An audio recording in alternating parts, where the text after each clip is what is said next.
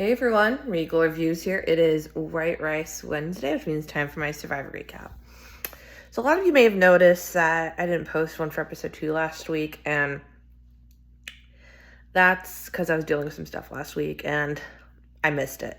So I'm probably just gonna combine what I saw in each of them, which might make it a tad bit difficult. So what I noticed between the 2 episodes is the honeymoon phase is over. None of that kumbaya crap anymore. But for the most part, everybody seems to be getting along. Like there isn't like any enemies out there or anything.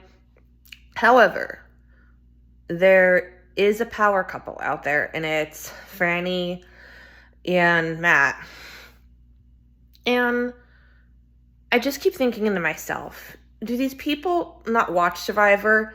I mean, people know what happens when two people are especially close to each other. They get voted off, with the exception of Boston Rob and Amber and All-Stars. They made it to the end. Now that's a huge threat. So to me, anyway, they're putting major targets on their back, and they honestly should watch what they're...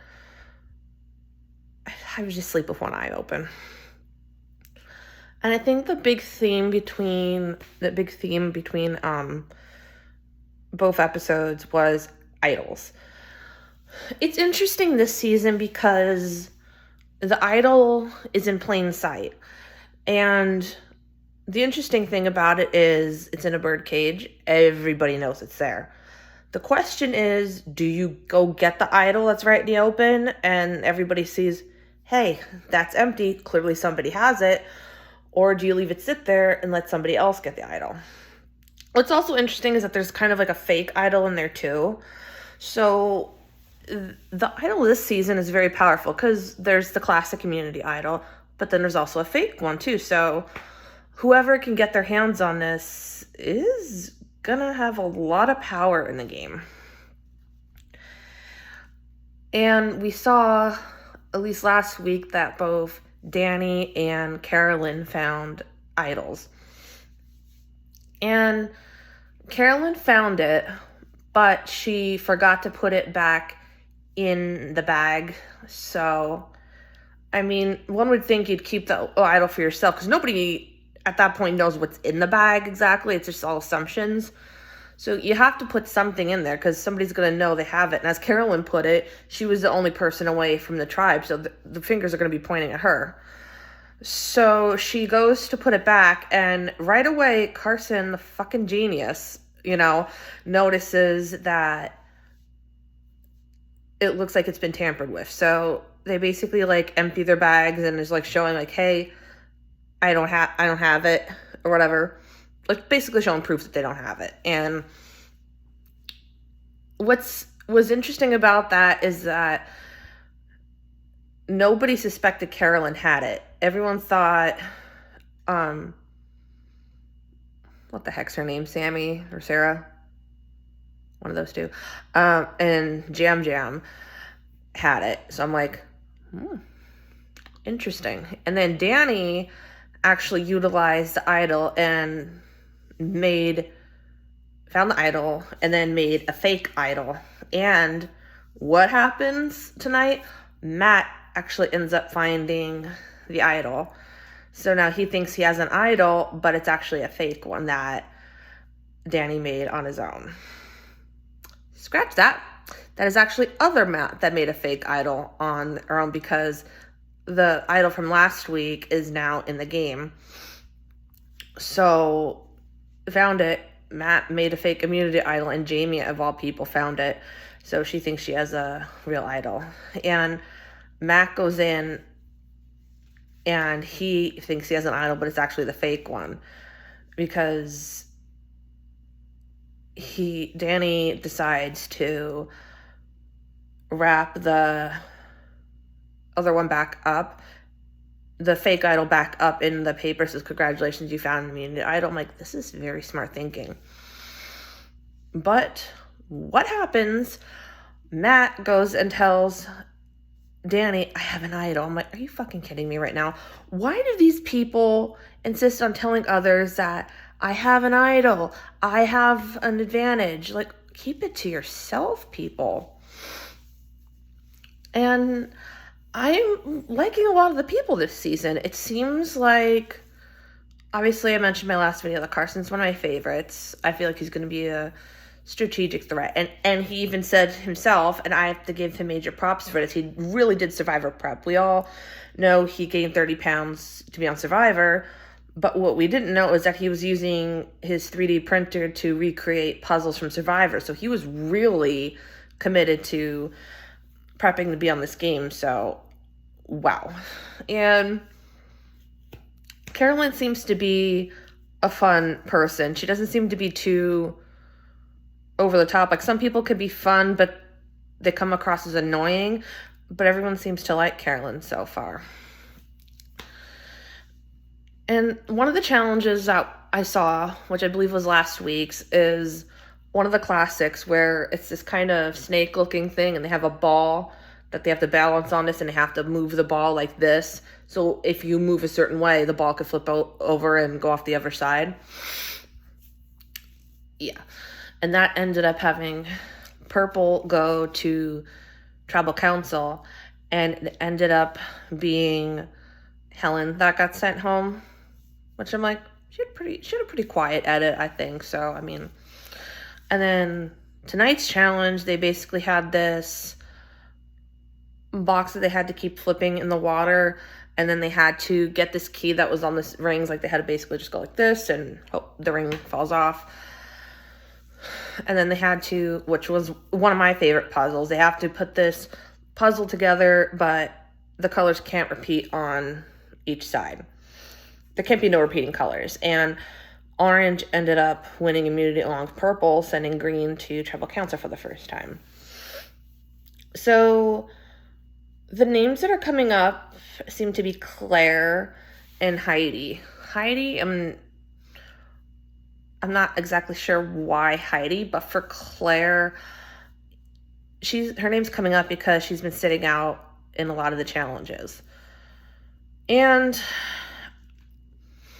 I feel conflicted about that because on one hand, in a challenge, if you know that say it's a swimming challenge, if you know you're not a good swimmer and you have the opportunity to sit out, and you're probably going to be more dead weight in the challenge, your best bet is to sit out, because then if you end up being the weak swimmer and costing your tribe the immunity win, you're going home.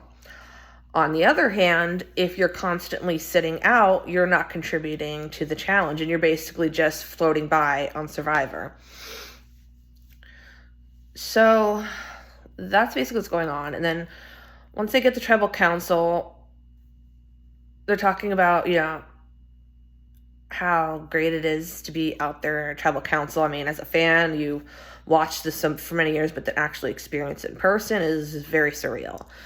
So what I mentioned about Claire did come up.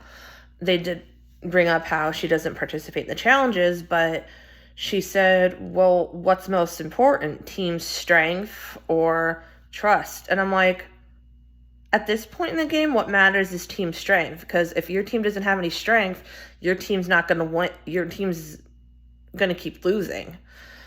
And I think people are getting tired of her just sitting out, and she even said it herself. She's not even trying. Like, she has no confidence in herself. So she'd rather sit out than actually try. And to me anyway, it seemed like she was going to continue to sit out in challenges. So in my mind, I'm thinking people are not going to like that at all, that she's just sitting out and she could just get in the merge by doing nothing, trust. Trust to a degree is important in the game, but at the same time, when you're in the pre-merge section of Survivor, what's important is team building, team strength, and having numbers. And right now, the weakest person on that tribe is Claire, solely because she doesn't participate, and she's not going to continue to. So what did they do? They voted her off. And I honestly think it was the right decision.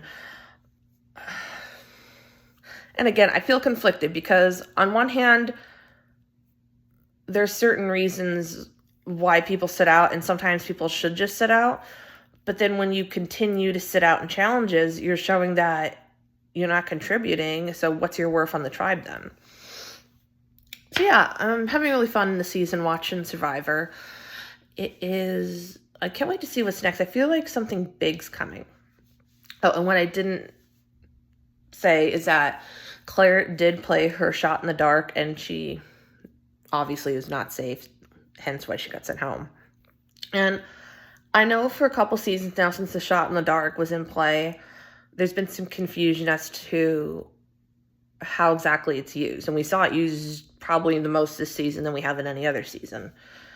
So basically, it's exactly what Jeff said. It's a Hail Mary. Like, if you feel like you're going to be sent home, you can play your shot in the dark as like as a last-ditch effort. However, the consequences are two things.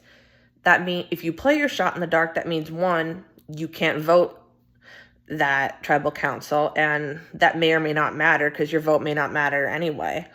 Or two, I totally forgot what I was going to say.